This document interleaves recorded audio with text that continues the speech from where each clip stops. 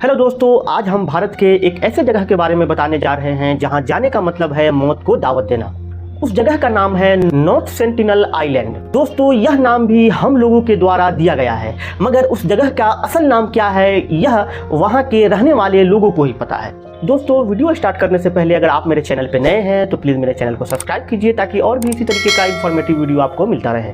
दोस्तों, यह island Andaman Nicobar island का ही एक समूह है। यहाँ पे कुल 572 आइलैंड है, जिसमें से 38 आइलैंड पे इंसान रहते हैं और 12 आइलैंड पे पर्यटकों के घूमने की छूट मिली हुई है।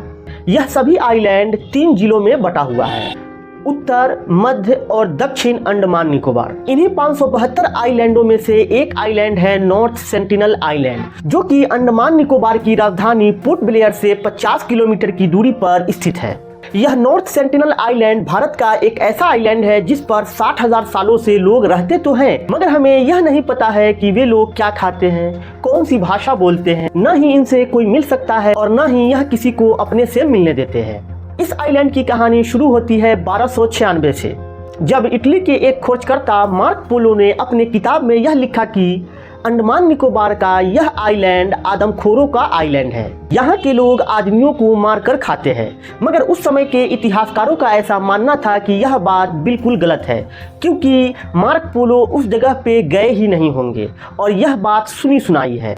इस आइलैंड का पहला ऑफिशियल जिक्र 1771 में मिलता है, जब ईस्ट इंडिया कंपनी की एक सर्वे की टीम इस आइलैंड के पास से गुजरती है तो वो देखती है कि इस आइलैंड पे एक आग जलती हुई दिखाई दे रही है, मगर उस समय वे लोग वहां पे नहीं उतरते हैं। इसके बाद लगभग 100 साल बाद 1867 में एक मालवाहक जहाज जो लगभग 100 लोगों को लेकर जा रहा था, अचानक से उसका एक्सीडेंट इस आइलैंड के पास हो जाता है। उस जहाज पर से लगभग 86 लोग नॉर्थ सेंटिनल आइलैंड पे उतरते हैं। उन लोगों को उस आइलैंड पे रहने वाले सेंटिनलीज के बारे में कोई जानकारी नहीं होती है। एक्सीडेंट के 3 दिनों के बाद अचानक से सुबह के समय उन लोगों के ऊपर इस आइलैंड पे रहने वाले सेंटिनलीज के द्वारा हमला कर दिया जाता है। अनफॉर्चुनेटली वह लोग ब्रिटिश रॉयल नेवी की मदद से जान बचाकर वहां से भाग निकलते हैं। फिर इस नॉर्थ सेंटिनल आइलैंड की कहानी ऐसे ही आगे बढ़ती है। फिर साल 1880 में ब्रिटिश के एक ऑफिसर मॉरिस पोर्टमैन यह फैसला करते हैं कि हम उस द्वीप पे रहने वाले सेंटिनलीज लोगों से कांटेक्ट करने की कोशिश करेंगे और उन्हें वर्ल्ड के बाकी लोगों के साथ जोड़ेंगे। मॉरिस पोर्टमैन अंडमान के बाकी द्वीप के लोगों को अपने साथ ले गए ताकि उन लोगों के साथ कम्युनिकेट करने में आसानी हो, मगर वहां पहुंचने के बाद यह पता चला कि नॉर्थ सेंटिनलीज लोगों की जो भाषा है वह अंडमान के बाकी आइलैंडों पे रहने वाले लोगों की भाषा से इतनी अलग है कि कम्युनिकेट कर पाना बिल्कुल ही असंभव है। मॉरिस पोर्टमैन कई दिनों तक कम्युनिकेट करने की कोशिश करते रहे। अंत में उन्हें एक बूढ़ा मर्द और औरत मिला और उसके साथ 2 बच्चे मिले। उन्होंने यह निर्णय लिया कि इन चारों को हम किडनैप कर लेते हैं और उन चारों को किडनैप करके मॉरिस पोर्टमैन उसे पोर्ट ब्लेयर ले आते हैं। पोर्ट ब्लेयर ले आने के कुछ ही दिन के बाद उस बूढ़े औरत और मर्द की मौत हो जाती है और बच्चों की भी तबीयत खराब होने लगती है। मॉरिस पोर्टमैन को बच्चों की तबीयत पे तरस आती है। वह यह फैसला करते हैं कि इन बच्चों को फिर वापस हम उन्हीं के आइलैंड पे छोड़ाते हैं। मॉरिस पोर्टमैन कुछ गिफ्ट के साथ उन बच्चों को उनके आइलैंड पे फिर वापस छोड़ देते हैं। इसके बाद ब्रिटिश की तरफ से उन लोगों से कांटेक्ट करने की कोशिश बंद कर दी गई। दोस्तों, उन दोनों बूढ़े मर्द और औरत के मौत के पीछे वैज्ञानिकों का ऐसा मानना है कि वो लोग दुनिया से इतने कट ऑफ होकर रहे हैं कि उनका हमारी दुनिया में सर्वाइव कर पाना बहुत ही मुश्किल है, जिसकी वजह से उनकी मौत हो गई। और इस आइलैंड की कहानी यूं ही आगे बढ़ती है। अब बात आती है सन 1896 की। सन 1896 में काला पानी से 2 कैदी भागकर इस आइलैंड पे पहुंचते हैं। कुछ दिनों बाद जब एक सर्च टीम उन दोनों कैदियों का पीछा करते हुए उस आइलैंड के पास पहुंचे तो उन्हें 2 लाशें मिली, जिन पर तीर के निशान थे और उनका गला रेता हुआ था। फिर इसके बाद इस आइलैंड पे कोई नहीं गया। दोस्तों, आजादी के बाद इंडियन गवर्नमेंट की तरफ से कई बारी कोशिश करी गई कि उनसे कम्युनिकेट किया जाए, मगर यह सफल नहीं रहा।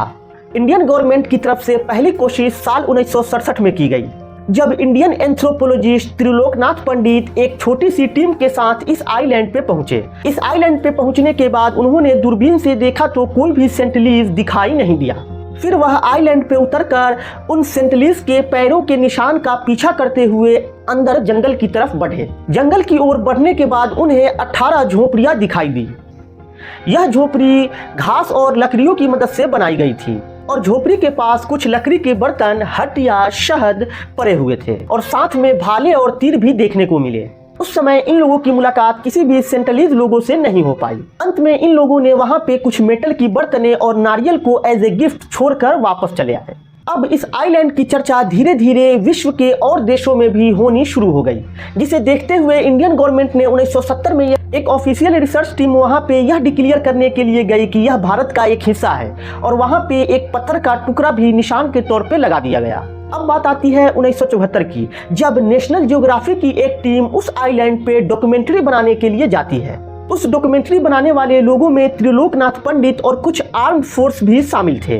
इन लोगों ने तोहफे के तौर पर उन सेंटलीज के लिए कुछ नारियल, एक गुड़िया, एक जिंदा सुअर, प्लास्टिक के खिलौने उस आइलैंड के किनारे पर रख कर चले आए, यह देखने के लिए कि आखिर वो लोग कैसे रिएक्ट करते हैं। उन सेंटलीज लोगों ने नारियल को तो आसानी के साथ ले लिया, मगर उस सुअर को वहीं पे मारकर दफन कर दिया और उस गुड़िया के साथ भी वही किया और प्लास्टिक के खिलौने के साथ भी वही किया। और उसके बाद डॉक्यूमेंट्री बनाने वाली टीम पर उन सेंटलीज के द्वारा तीर से हमला शुरू कर दिया गया। अनफॉर्चुनेटली उनमें से एक तीर डॉक्यूमेंट्री बनाने वाले डायरेक्टर प्रेम विद्या को आकर लगी। उनको तीर लगते देखकर सेंटलीज खूब जोर से हंसने लगे। दोस्तों, यह पहली बार था जब उन सेंटलीज को कैमरे में कैद किया जा रहा था और अगली सुबह अखबारों में यह खबर छपी कि भारत का एक ऐसा जगह जहां पे शब्द नहीं तीर चलते हैं। इसके बाद भी भारत की तरफ से उन लोगों से कम्युनिकेट करने की कोशिश जारी रखी गई, मगर वो लोग गिफ्ट तो ले लेते, मगर जब भी उनके पास कोई जाने की कोशिश करता उन पर तीर से हमला शुरू कर देते। अब बात आती है 2 अगस्त 1981 को, जब एक प्राइम रोज नामक शिप बांग्लादेश से ऑस्ट्रेलिया के बीच मुर्गियों के चारा को लेकर सफर कर रही थी।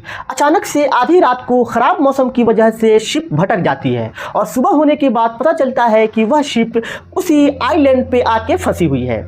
शिप पे मौजूद लोग अपने कंपनी को इन्फॉर्म कर देते हैं कि हमारी शिप फंसी हुई है। कुछ दिन गुजरने के बाद शिप पे मौजूद लोगों को उस आइलैंड के जंगलों से कुछ लोग आते हुए दिखते हैं। इन लोगों को लगता है कि शायद शिप कंपनी रेस्क्यू टीम को भेजी है और यह लोग बहुत ही खुश होते हैं। और जैसे जैसे यह सेंटलीज लोग जंगलों से निकलकर उस शिप के पास आने लगे, शिप पे मौजूद लोगों को यह एहसास होने लगा कि यह कोई आम इंसान नहीं है, क्योंकि इनमें से किसी ने कपड़े नहीं पहन रखे थे और सभी के बाल घुंघरैले थे और एक बेल्ट जैसी चीज इन लोगों ने अपने कमर में बांध रखी थी और हाथों में तीर और धनुष लिए हुए थे। और देखते ही देखते उन सेंटलीज लोगों के द्वारा शिप पर तीर और धनुष से हमला शुरू कर दिया जाता है, मगर तेज हवाओं के कारण उन सेंटलीज की तीर उनके शिप तक नहीं पहुंच पाती है और शिप की ऊंचाई ज्यादा होने की वजह से वो सेंटलीज शिप पे नहीं चढ़ पाते हैं।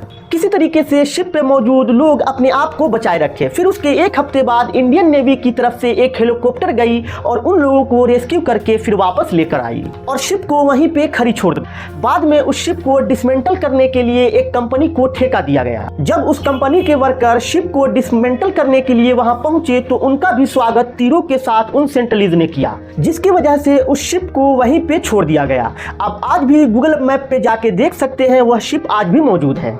इसके बाद इतिहास में एक नया मोड़ आता है। साल 1991 में पहली बार उन सेंटलीज लोगों के द्वारा कुछ फ्रेंडली कॉन्टेक्ट बनाने की कोशिश देखी गई। यह पहली बार था जब उनसे कोई मिलने गया और ये उनका स्वागत तीरों से नहीं किए। इनसे मिलने के लिए भारत की एक एंथ्रोपोलॉजिस्ट की टीम गई थी। इसमें त्रिलोकनाथ पंडित के साथ मधुमाला चट्टोपाध्याय भी शामिल थी। यह पहली बार था जब उन सेंटलीज का सामना किसी महिला से हो रहा था, जिसका असर भी देखने को मिला। जब मधुमाला चट्टोपाध्याय उन लोगों को लाए हुए तोहफों को दे रही होती है तो उनमें से एक सेंटलीज उनके ऊपर तीर तानकर खड़ा हो जाता है, मगर उसी समय एक महिला सेंटलीज ने उसे ऐसा करने से मना कर देता है और तीर को नीचे रख देता है। ऐसा होता देख सर्च टीम उन्हें गिफ्ट देने खुद जमीन पे पहुंचे और उन लोगों ने बड़ी आसानी के साथ गिफ्ट भी हाथों से लिया। इसके 1 महीने बाद यह सर्च टीम फिर दोबारा उसी आइलैंड पे पहुंची। इस बारी भी उन सेंटलीज के द्वारा कोई हथियार का इस्तेमाल नहीं किया गया और बड़ी आसानी के साथ गिफ्ट को ले लिया गया। मगर दोस्तों, यह आखिरी बार था जब उन सेंटलीज के द्वारा कांटेक्ट बिना वायलेंस के किया गया। इसके बाद जितने बार भी सर्च टीम उनसे कम्युनिकेट करने की कोशिश करने के लिए गई, उनका स्वागत तीर और धनुष से ही किया गया। इसका नतीजा यह हुआ कि साल 1996 में इंडियन गवर्नमेंट ने इस आइलैंड पे पूरी तरीके से प्रतिबंध लगा दिया, क्योंकि सरकार ने यह मान लिया कि उन लोगों से अब कम्युनिकेट करने का कोई पॉइंट ही नहीं बनता है, क्योंकि जब भी हम उनसे कांटेक्ट करने की कोशिश करी उन्होंने तीर और भाले से स्वागत करी। इसके बाद इंडियन गवर्नमेंट ने एक पॉलिसी बनाई कि हम उन पे नजर बनाए रखेंगे, मगर उनके साथ कोई छेड़छाड़ नहीं करेंगे। अब बात आती है साल 2004 में, जब इंडियन ओशन में बहुत तेज सुनामी आई थी। तो उस समय इंडियन गवर्नमेंट ने उन सेंटिनलीज की सहायता के लिए हेलीकॉप्टर से एक टीम भेजी। जब हेलीकॉप्टर की टीम वहां पे मुआयना करने पहुंची तो वो लोग सही सलामत थे, मगर जैसे ही उन सेंटिनलीज की नजर हेलीकॉप्टर पे पड़ी, फिर क्या था, फिर वही तीरों की बारिश शुरू हो गई।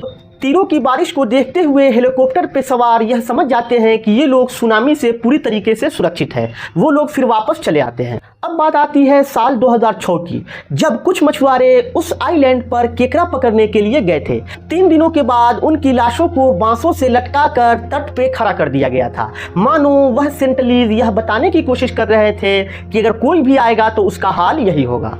इस घटना को देखते हुए इंडियन गवर्नमेंट यह फैसला करती है कि उस आइलैंड के 5 किलोमीटर के रेडियस में जाना पूरी तरीके से प्रतिबंधित रहेगा। दोस्तों, आखिरी बार यह सेंटिनलीज लोगों की खबर 2018 में आई थी, जब एक अमेरिकी ईसाई धर्म प्रचारक जॉन एलन चाउ गैर कानूनी तरीके से इस आइलैंड पर आकर ईसाई धर्म को फैलाने की कोशिश करी थी। जॉन एलन चाउ को यह विश्वास था कि उन लोगों तक वह ईसाई धर्म को पहुंचा पाएंगे। 15 नवंबर 2018 को जॉन एलन चाउ ने लोकल मछुआरों की मदद से उन सेंटिनलीज से कम्युनिकेट करने की कोशिश करी। उनसे कम्युनिकेट करने के लिए जॉन एलन चाउ ने अपने साथ कुछ गिफ्ट्स और एक बाइबल भी ले गए थे। उन्होंने गीत गाकर उनसे कम्युनिकेट करने की कोशिश करी, मगर क्या था, फिर वही हाल, उन्होंने फिर तीर से हमला शुरू कर दिया। इस बारी तीर जॉन एलन चाउ के हाथ में रखी हुई उस बाइबल पर आकर लगी। ऐसा होता देख जॉन एलन चाउ फिर वापस चले आते हैं और अपनी किताब में वह लिखते हैं कि जब वह लोग मेरी गीतों को सुन रहे थे तो बहुत जोर से हंस रहे थे। जॉन एलन चाउ 17 नवंबर 2018 को फिर एक बार कोशिश करते हैं उन लोगों के साथ कम्युनिकेट करने की। इस बारी वह उस आइलैंड पे पहुंचने के बाद नाव वाले को वापस जाने को बोल देते हैं और वह वहीं पे रुक जाते हैं। नाव वाले ने यह बताया कि सेंटिनलीज जॉन एलन चाउ को घसीटकर जंगल की तरफ ले गए और जब उसके अगले दिन नाव वालों ने फिर वापस आकर देखा तो जॉन एलन चाउ की लाश उस तट पे पड़ी हुई थी। जब यह बात भारत सरकार तक पहुंची तो भारत सरकार भी जॉन एलन चाउ की लाश को वहां से वापस लाने के लिए बहुत कोशिश करी, मगर जब भी लाश लाने की कोशिश करी गई फिर से तीरों की बारिश शुरू हो गई। दोस्तों, आइए अब हम जानते हैं उन सेंटिनलीज के बारे में हमें क्या क्या पता है। सबसे पहला कि वो लोग आदमखोर नहीं हैं। दूसरी नंबर, वे लोग हम ही लोगों की तरह झोपड़ी बनाकर रहते हैं। उन लोगों की हाइट लगभग 5 फुट के आसपास है। ये सेंटिनलीज लोग आग जलाना नहीं जानते, बल्कि बिजली गिरने पर जो आग लगती है उसको संभाल कर रखते हैं। इन सेंटिनलीज को खेती करनी भी नहीं आती। इन सेंटिनलीज लोगों की भाषा और आदिवासियों की भाषा से बिल्कुल अलग है। इन सेंटिनलीज की आबादी 50 से 200 के बीच हो सकती है। ये सेंटिनलीज नाव चलाना जानते हैं मगर तैरना नहीं जानते। दोस्तों, इस वीडियो को देखने के बाद आप अपनी राय को कमेंट करके जरूर बताएं कि इन सेंटिनलीज लोगों को फिर से कांटेक्ट करने की कोशिश करी जाए या उन्हें उन्हीं की हाल पे छोड़ दिया जाए। दोस्तों, मेरे राय में उन्हें उन्हीं की हाल पे छोड़ दिया जाना चाहिए, क्योंकि दोस्तों जब साल 1858 में इस अंडमान निकोबार आइलैंड पे अंग्रेजों ने कदम रखा तो इस आइलैंड पे लगभग 7000 आदिवासियों की प्रजातियां थी, मगर अंग्रेजों ने धीरे धीरे इन लोगों के साथ कांटेक्ट बनाई, जिसके बाद आज इन प्रजातियों की संख्या 2 से 300 तक सिमट कर रह गया है, यानी इनमें से ज्यादातर प्रजातियां विलुप्त हो गई है। यह सेंटिनलीज एकमात्र ऐसी प्रजाति है जो बाहरी लोगों से दूरी बनाए रखी हुई है और अपने अस्तित्व को बचाए रखी हुई है। दोस्तों, अगर ये वीडियो आपको इन्फॉर्मेटिव लगी हो तो प्लीज इसे अपने दोस्तों के साथ जरूर शेयर